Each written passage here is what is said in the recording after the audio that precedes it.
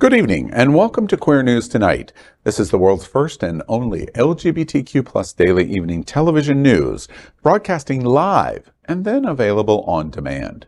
And we're available on all smart televisions, including Roku, Apple TV, Android TV, Amazon Fire TV, and of course, YouTube and Facebook. It's time to queer up the news. It's Tuesday, October 25th, 2022. And we're live and literally out of the closet and into the headlines. So many of your important stories we're going to tell this evening on Queer News Tonight. This is the world's first live daily LGBTQ evening news show, literally out of the closet and into the headlines on Queer News Tonight with Al Ferguson. I'm your anchor at Queer News Tonight, Al Ferguson, and this evening we bring you the news of and then a perspective representing the LGBTQ plus community from South Florida, America, and across our planet. This is the world's first and only unedited live LGBTQ plus evening news show. Whatever's happening unique in LGBTQ plus news, you will see it and hear it. Happening Out Television Network is a 501c3 nonprofit media platform in the television and radio model of PBS and NPR, but designed for our LGBTQ plus community. We are part of one of the largest LGBTQ plus media companies in America, Hotspots Magazine and Happening Out Television Network. Our magazine is celebrating 37 years of the LGBTQ plus experience, and our television news, talk, and entertainment shows support our mission to educate the LGBTQ plus and broader community. Well, let's begin by welcoming anchor Ryan Hurst. Ryan is the marketing and fundraising manager for the National LGBTQ Task Force. He has worked in social justice for over 10 years with organizations like Lambda Legal Defense and Education Fund and People for the American Way Foundation. He also serves as the vice president of Florida State University's Pride Alumni Network. Welcome, Ryan. Thank you so much for having me, and go Noles. Let's welcome anchor Buddy Frey. Buddy is a longtime South Florida resident. He enjoys our large, diverse community and supports many of our local nonprofit organizations, like Julian's Fountain of Youth and the Stonewall National Library Museum. Welcome, Buddy. Thank you, Ryan. Let's welcome anchor AJ Stone. AJ is a foodie, comedy writer, and social media slut, and the co-founder of BearsLooking.com. He may be big and burly, but don't be fooled. He's a softie and a goody two-shoes. Find him online at Bear with AJ. Good evening, AJ. Thanks so much. I don't know about you, Miss Kitty, but I feel so much yummier. Let's welcome anchor Gregg Shapiro, an inductee into the Chicago LGBT Hall of Fame. Gregg is the author of 8 books, including his latest, Fear of Muses, an entertainment journalist whose celebrity interviews and music reviews run in a variety of regional LGBTQ plus and mainstream publications and websites. His movie review column called Screensaver can be found in South Florida Gay News, San Francisco's Bay Area Reporter, RottenTomatoes.com, and more. Good evening, Gregg. Good evening. We are the reporters for Queer News Tonight, and this evening we begin with the queer headlines. The LGBTQ plus community in South Florida and across America is diverse. The community across the world is vast. And here are the bullet points of the Queer News for today, Tuesday, October 25th, 2022, National Greasy Foods Day. Seriously? Seriously. Yummy. Seriously, yeah. Before we lead with this story, Ryan, it's the first opportunity that we've had to speak to you. It's Tuesday after the National Task Force dinner, a sellout, 800 people. Tell us a little bit about your experience. It was absolutely incredible. As you said, it was a record-breaking year in various aspects. It's the first time we've ever sold out, had over 800 people in attendance. We honored some amazing honorees like X Gonzalez, our change maker, the Gadinsky family as our Eddie McIntyre Community Service Awards, and our National Leadership Award was given to MSNBC's Jonathan Capehart. This is the first year we ever raised over $500,000 in sponsorships. We're super excited. We're not ready to release our total fundraising record yet, but I can tell you it is definitely a record-breaking year. Yeah. And the support for the LGBTQ community has never been stronger, and it's coming at such an important time. Yeah, we watched it on behalf of Hotspots Magazine and Happening Out Television Network. We were really front and center in watching it, helping promote it, talking about it. We broadcast Queer News Tonight, Saturday night, from the Miami Beach Convention Center. Congratulations to you and everyone at the National Task Force. You did the entire community proud. Well, thank you so much, and we appreciate it. And I just want to say thank you so much to Hotspots Happening Out Television Network for being our premier media sponsor. We really appreciate all the work that you put in. Exciting for us. We'll be back. We'll be back. All right, let's begin by queering up the worldview. This is great news. Orlando becomes major contender for World Pride 2026. I am excited for World Pride 2023. Orlando is hoping to host the biggest LGBTQ parade Central Florida has ever seen. It's going to be so cool. I'm just so excited. Next year, World Pride will call Sydney, Australia home. But come 2026, Orlando is hoping to play host. The host of Orlando's annual Pride Festival. And the really exciting part is she shows me the bid book that she and 11 other delegates are bringing to Mexico this week for their presentation for 2026. Well, today, an Orlando delegation left on a trip to Mexico to officially enter a bid to host World Pride 2026. World Pride is an international LGBTQ+ rights event that promotes visibility and awareness. The 12-person delegation will officially pitch Orlando at a bid presentation in Guadalajara on Saturday. Orlando's bid has been years in the making in partnership with Universal Studios and Visit Orlando. Tatiana Quiroga, who is one of the Orlando delegates and the executive director of Come Out with Pride, is the host of Orlando's annual Pride Festival. Tatiana said, quote, "Orlando has been so much a part of my personal story through my entire coming out process. This is where I met my wife. We got married. We're raising 2 of our kiddos here. This is home," end quote. She explained that Orlando's bid for the 2026 is significant because it will be the 10-year remembrance of the Pulse nightclub shooting. She said that World Pride would also give Orlando the opportunity to highlight what it has accomplished in the decades since Pulse. She vouches for Orlando's incredible resilience and unity, which has brought the LGBTQ+ community together. Cassandra Matage, the president and CEO of Visit Orlando, said that World Pride would bring big business to Orlando after the event brought up to 2 million visitors to New York City in 2019. Of course, this is an amazing, amazing news. We're going to, the entire South Florida and Florida LGBTQ community is right along with that delegation of 12 that will be pitching in Guadalajara on Saturday. Pulse is a legacy event for me. Edward Sotomayor, I never mentioned Pulse without mentioning Top Hat Eddie's name. He was the first and probably the most famous person killed at Pulse who worked for me.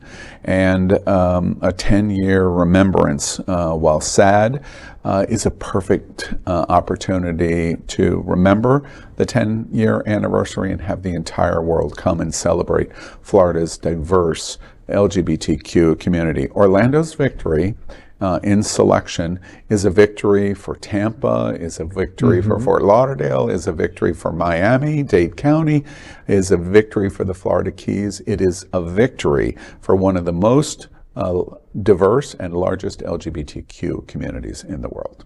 Yeah, and Orlando's reputation as a popular destination for entertainment, its sizable LGBTQ+ community, and of course this anniversary, all of these things combined, it's hard to imagine that it wouldn't be chosen. Yeah.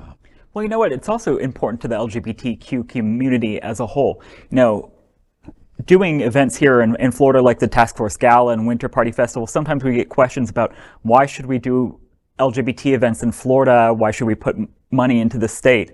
I think we can't not put money into the state and not do LGBTQ events, because that's exactly what the people who want to oppress us want to happen. It's so important that we declare largely and visibly that we're here, we're not going anywhere, and you cannot disappear us. And just to provide context, Ryan, on your observation, America and the world cannot abandon Florida because of our governor. No. When there's an estimated 1.5 million LGBT residents in this state. The number of LGBT in this state is the whole Midwest or the entire Pacific Northwest, just here in Florida. We're fighting, and you can't abandon our community, which Absolutely. I hear you loud. But it also gives us a good starting point to, we aren't anywhere near where we want to be. So where we've made mistakes, we can come together and we can lick our wounds and we can become stronger. And with that, the world watching us, that just gives us more resilience. Yeah. The bid on Saturday does have one problem.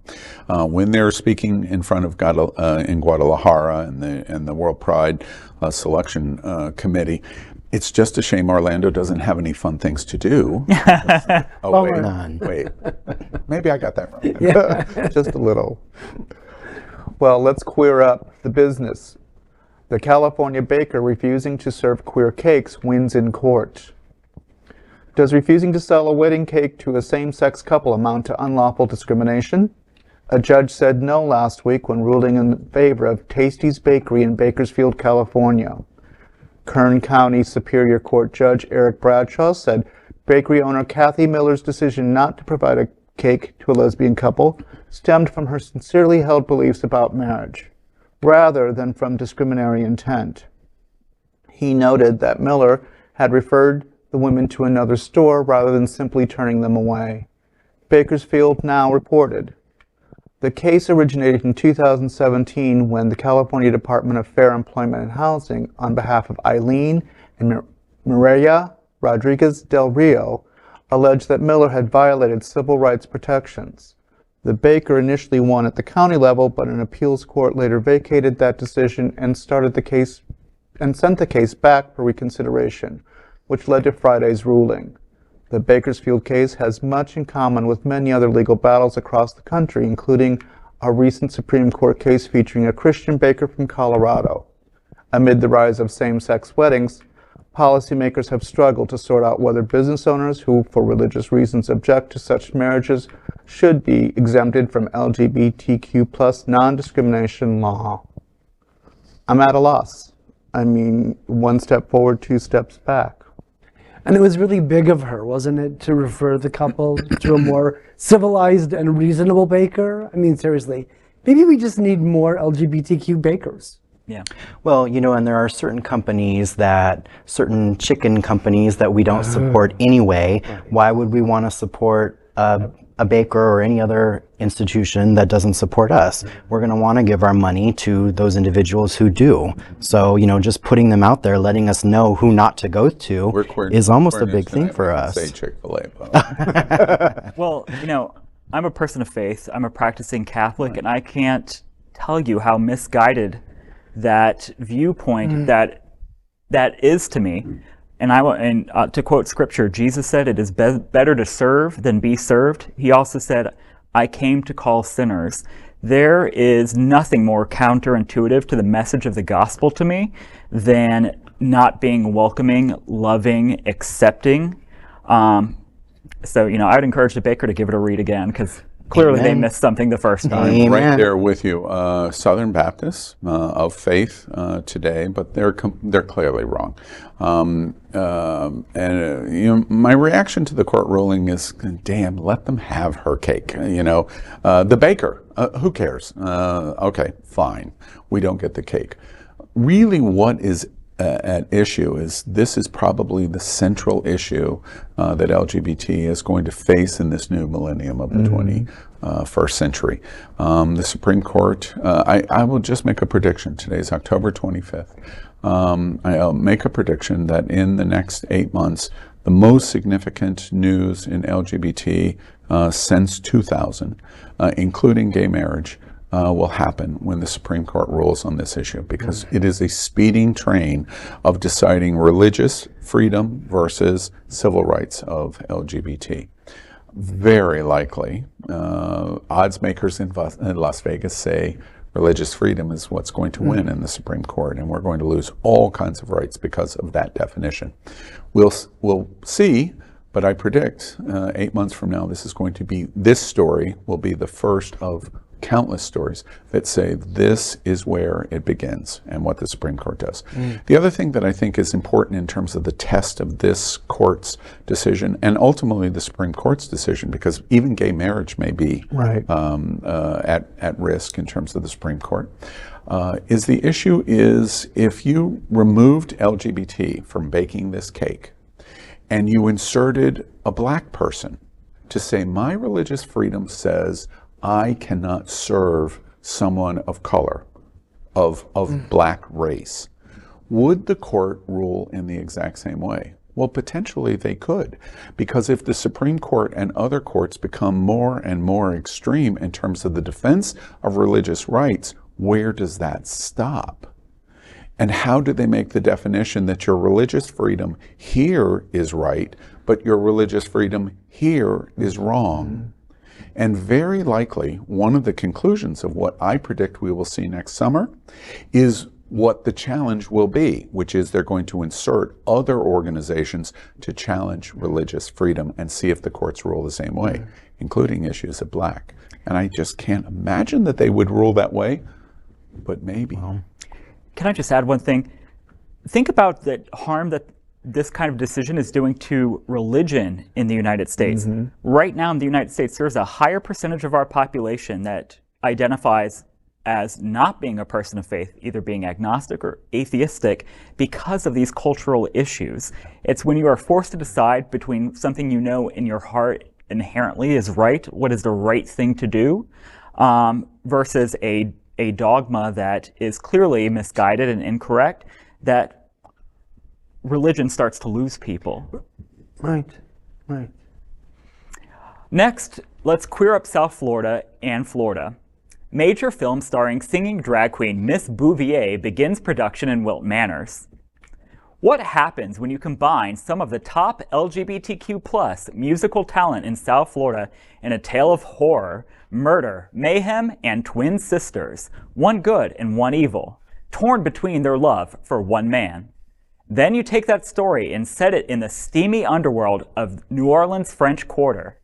You get the new movie being filmed now, Big Easy Queens, with show-stopping original musical numbers. A battle for territory with the infamous Poodles Mackenzie requires the Bouvee twin sisters to set aside their differences and work together to become Big Easy Queens.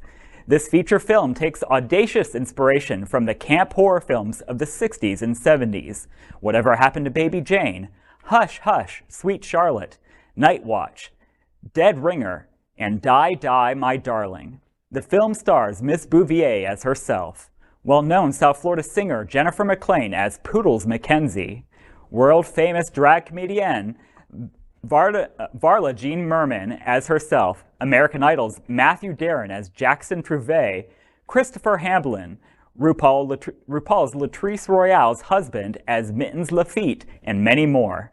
Queer News Tonight will continue to follow this exciting production, so stay tuned for more information, as well as exclusive interviews with the cast.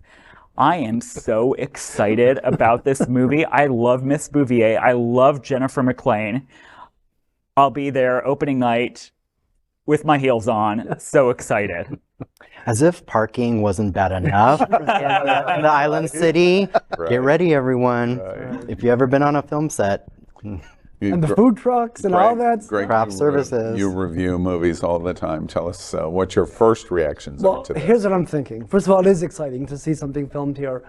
I'm just hoping that Big Easy Queens is going to be better than that other film that was made in Wilton Manors, Striptease with Demi Moore. That's all I'm hoping for. Yeah. Better. Yeah. Well, the girls in this movie are better looking than what were in that movie. A little secret, I was on the set this week. And I was supposed to be on the set yesterday and couldn't because of recovering from task force and many other things. But the project is you're walking onto a movie set.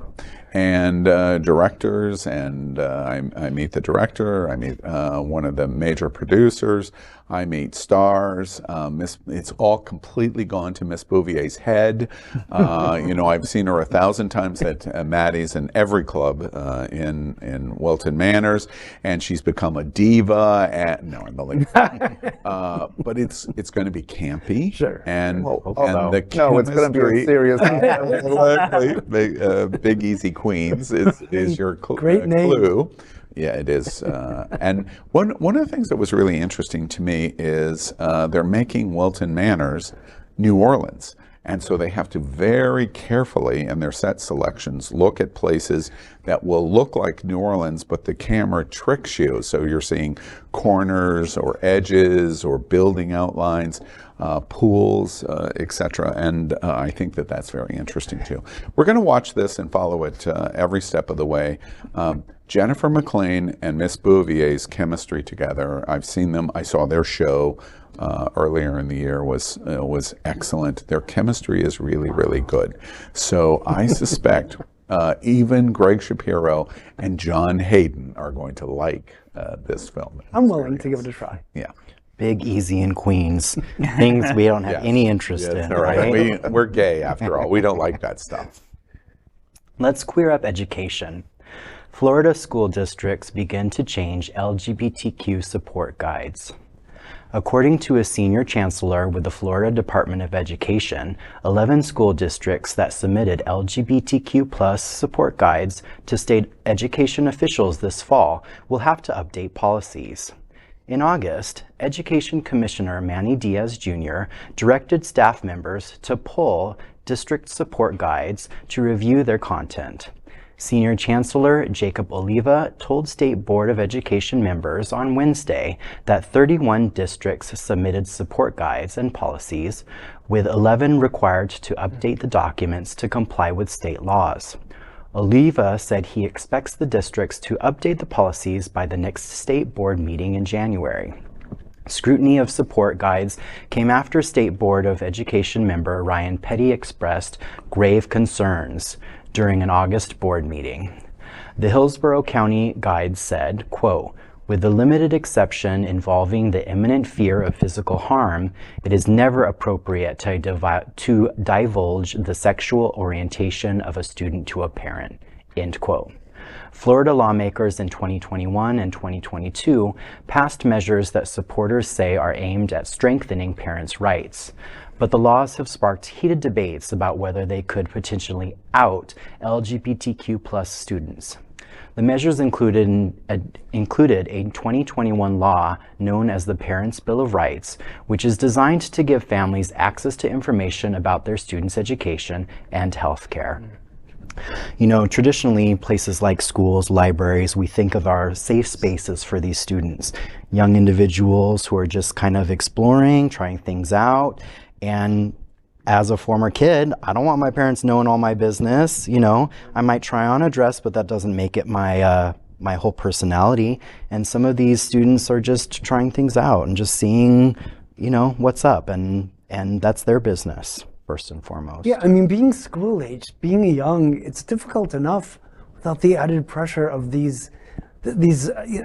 loss of these support systems. It's unbelievable. Big brother's eyes on you as a student. Your teachers aren't a support system for you anymore. Well, isn't it tragic that you are banned from saying gay when it could potentially support a child, but you're required to say gay when it could potentially cause them harm? Good point. I went to a Catholic school, and I was the only out gay person in the entire school, and they didn't even out me. The fact that our government is requiring teachers and administrators to do something that they know is potentially harmful to students. You know, a very famous book was written by George Orwell, this exact subject. 1984, theorized this exact moment that you just described. And the idea of Big Brother in this story that you just did is implemented in spades of George Orwell's 1984. Big Brother here is Manny Diaz, the Commissioner of Education, and the Commissioner of Education is saying, you will do this. We are pulling the guidance to ensure that all of our school districts do exactly as I and the state says. And I don't mean the state as in Florida. I mean is the state of the authoritarian nature of Florida will follow. Ryan Perry, who is on this board, issues grave concerns. His grave concerns that he references is Hillsborough County's reference that it is never appropriate to divulge sexual orientation. He has grave concern of it, which implements the Secretary of Education to have a review of all of the guidance policies of every school district in Florida. That is the classic George Orwell definition of Big Brother. And you know what the consequences of this? You make a reference about, kind of in a tongue-in-cheek way, or I assume a tongue-in-cheek way about, occasionally I might want to put on a dress, but that doesn't mean. While we obviously in LGBT, we make fun on everything. That's how we survive, our humor. This is not a laughing matter. And the reason this is not a laughing matter is because the Trevor Project has told us that the reason Hillsborough County has to have that definition, it is never appropriate, because 78% of all LGBT youth think about suicide. And the reason they think about suicide is because they're bullied on being LGBT. And the only thing that you can do to make that worse and prove Trevor Project's facts is to out them even farther. Drag their parents in. That's what Big Brother is doing. And the reason Big Brother is doing it is because they don't care. Well, it's all about politics. That's it. Next, we are proud of our special partnership with Sunshine Cathedral, the world's largest queer church here in Fort Lauderdale. Supporting that partnership, we are broadcasting from our permanent set here at Sunshine Cathedral at the Happening Out television studios. We broadcast Sunshine Cathedral's Sunday International Service at 10:30 a.m. with more than 30,000 watching every week.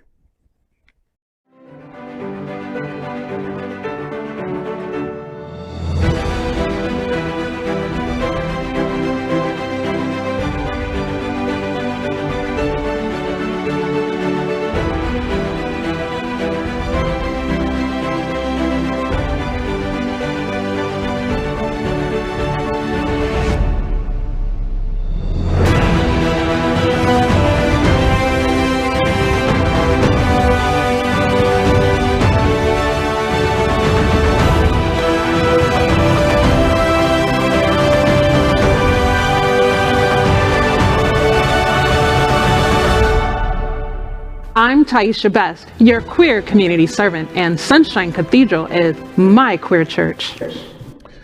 Well, now we finish tonight's Queer News headlines with a segment we call LGBTQ plus 1 Minute News. LGBTQ plus 1 Minute News. Let's queer up sports. From LGBTQ plus news partner and advocate and writer Donald Padgett. History is made as Byron Perkins becomes first out black football player at HBCU. Byron Perkins, a defensive back who plays Division I football at Hampton University in Virginia, came out as gay in an Instagram story this week. With his announcement, he is the first out gay football player at a historically black college or university. Perkins' Instagram post said, quote, "I have come to understand that life is precious and I could be gone at any moment. Therefore, I will no longer be living a lie," end quote. In an exclusive interview with Sid Ziegler of Outsports, Perkins said he came out in part to set an example for other black gay male athletes who are suffering in the closet. Read more at advocate.com. LGBTQ plus 1 Minute News. Let's queer up trans rights. From LGBTQ plus news partner LGBTQ Nation and writer Daniel Valeria. Shocking video shows police officer choking an unarmed trans woman. Hold up, you can't take my car. You don't know if I got coronavirus. Don't touch me. You don't know if you got... Get on the ground. Don't touch me, okay? Get on the ground. If you got coronavirus, touch my car. Touch my car like that. Let's out 30. Have the units respond and come 1018. Stay on the ground. No. Stay on the ground. Stay on the ground.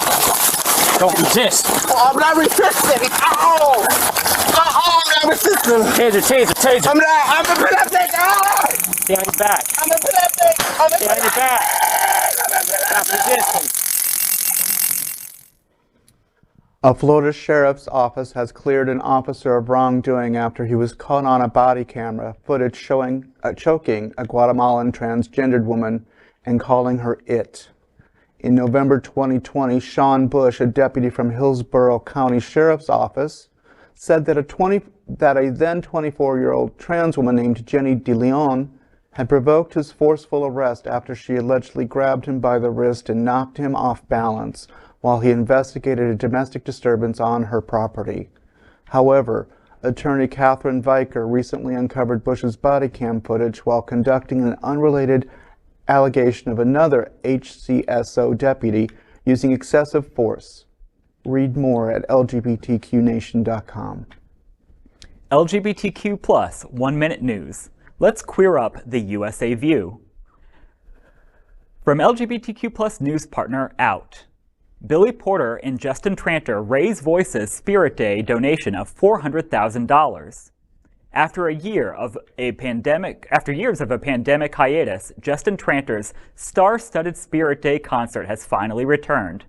The acclaimed songwriter hosted GLAAD's 4th annual Beyond Spirit Day concert at his home in Los Angeles. Tranter took the stage alongside Billy Porter, Jake Wesley Rogers, Shay Diamond, YDE, Luke Ferrari, Chloe Pappas, and Chappelle Roan to help raise voices and over $400,000 in support of the LGBTQ plus nonprofit's campaign to support LGBTQ plus youth and end bullying.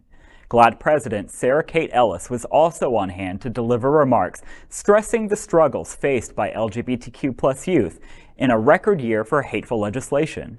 Started in 2010, GLAAD's annual Spirit Day, celebrated last Thursday, was created as an anti-bullying initiative for LGBTQ plus youth. Read more at out.com. LGBTQ plus 1 minute news. Let's queer up South Florida and Florida. From LGBTQ plus news partner Them and writer James Factora. Miami suffers a loss as Tiffany Banks, a trans woman, is murdered. Tiffany Banks, a 25-year-old black trans woman, was killed in Miami, Florida at the beginning of the month. Little other information is available about the circumstances of her death, but it has been confirmed by local LGBTQ plus advocates at the Equality Florida and the McKinsey Project. According to the blog PGH Lesbian Correspondence, a suspect has reportedly been arrested in connection with the crime. PGH Lesbian Correspondence have been tracking anti-trans murders for years and is regularly cited by the Human Rights Campaign. Troy Cooper, the HRC campaign director of community engagement for the Transgender Justice Initiative, said, quote, "The lack of available details and underreporting of Tiffany's death is troubling, and we will continue to fight for justice for Tiffany," end quote. Read more at them.us. That is today's news for the LGBTQ plus community on the world's first and only daily LGBTQ plus evening news show. Is our community important to you? Then help us by liking and subscribing. Ring the bell for updates. Share this news with your friends and family. Post this broadcast in the many groups you are a member of. Tonight's stories about our community deserve the attention of your family and friends. Queer News Tonight is the only live LGBTQ plus digital television show in the world that is out of the closet and into the headlines. We need your support. If our community is to grow, we must tell our stories and bring them to the attention of the broader world. This is the only place in the world that tells these type of LGBTQ plus stories in motion and sound. And that is the passion of the Happening Out Television Network, Hotspots Magazine, and Queer News Tonight. I'm your anchor, Al Ferguson, and on behalf of these LGBTQ plus reporters, the anchors of Queer News Tonight, including Ryan Hurst, Buddy Frey, AJ Stone, and Gregg Shapiro. We will see you daily at 8 p.m. But before we end our show, we have one final story. Let's finish by queering up the big interview. MSNBC Jonathan Capehart speaks about Black, Presidents, Air Force One, and Don't Tell Anyone You're Gay. Happening Out Television Network conducted a special interview at the National LGBTQ Task Force Gala held on October 22nd.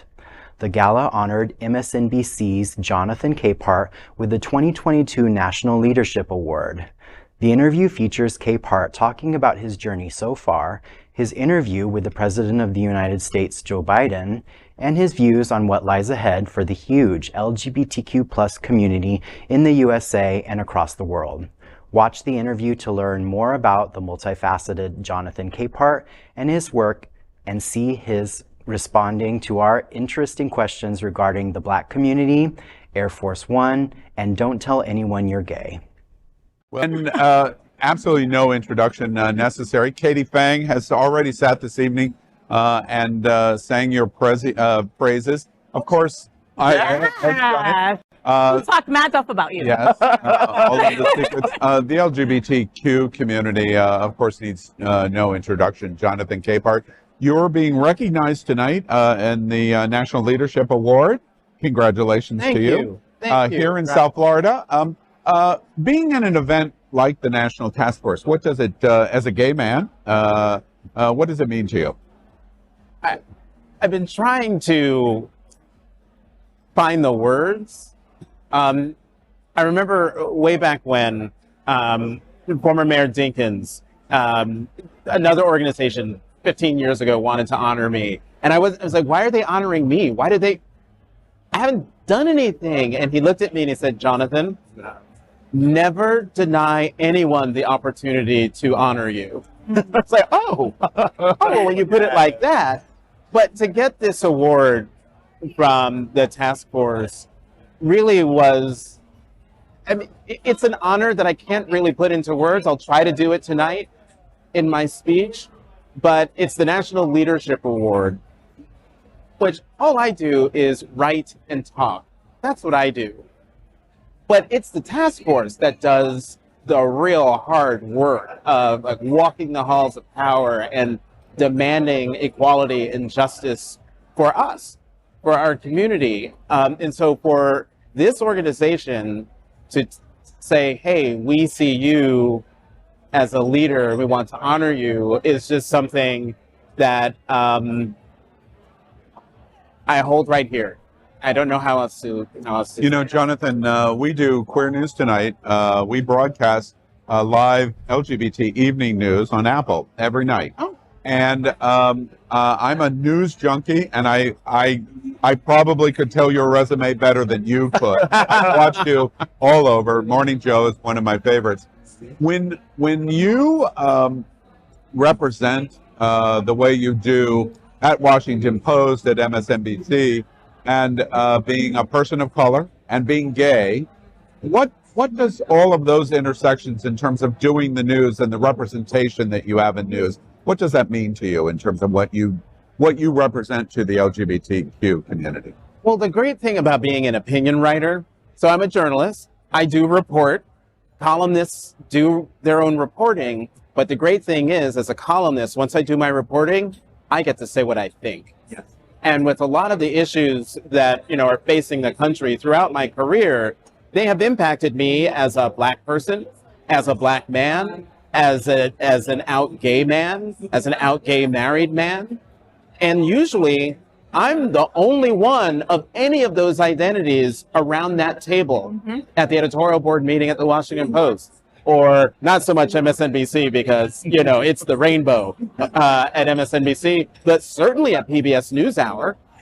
You know, I'm the Black gay man sitting at that table and saying, can we just call out what's happening here that's racist? Yes. And that's terrible. And the Republican Party needs or to, homophobic. Or homophobic. Absolutely. And what's wonderful is I hear back, particularly from the PBS audience, saying to me, I never thought of it that way. Every time you're on, you make me think.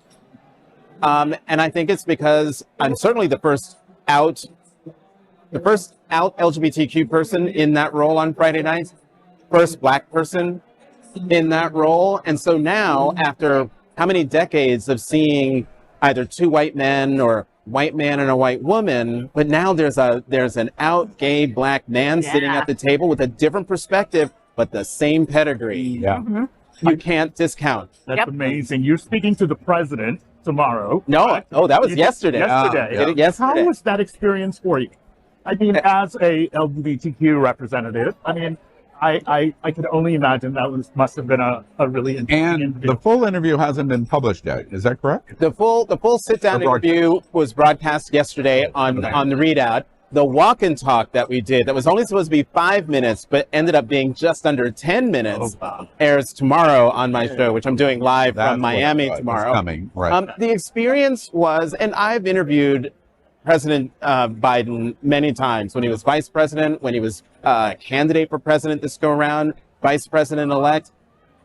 And we've got this interesting rapport, I think, where when we get to talking, we really talk. It's a conversation, and I feel like he feels comfortable talking with me. And so I wasn't freaked out in that regard, talking to him, because we've talked so many times before. I will say, I think he's running again, and definitely he loves the job. He absolutely loves the job. But the best part wasn't talking to him. The best part was riding on that ride. I got to ride on Air Force One, which was a dream. Jonathan, I know your time is very precious here tonight as we're here at the Task Force Gala. One last question that we want to ask you about is what we're watching here in Florida. You're broadcasting your show tomorrow here.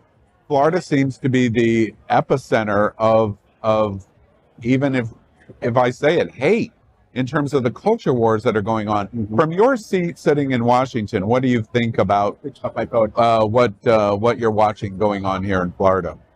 It's breathtaking in a horrifying way. I'll say in my speech tonight that, when I came out to my mother 30 years ago, 32 years ago, 1990, first words out of her mouth were, "Don't tell anybody." America and journalism were two completely different things back then than they are now. There's been a lot of progress, but Florida and Texas and lots of other places are showing that with every step forward, there are a few steps back, and it requires us to constantly fight. Fight in the sense that every generation, I think it was Congressman Lewis, the late Congressman Lewis, who said, every generation has to renew the fight for justice and renew the fight for progress. And if anything, Florida has reminded people that, yeah, you can see us on television. Yeah, we're on the stages of Broadway. We're now in boardrooms and everywhere. And yet, the focus now are on our children. And so now we've got to not pick back up, keep fighting. Yes. And it should be a fight that we join willingly, because it's not just for us, not just for our community, but it's also for our country. We are part of the fabric of this country, and we need to not only remember that, but we need to remind them that.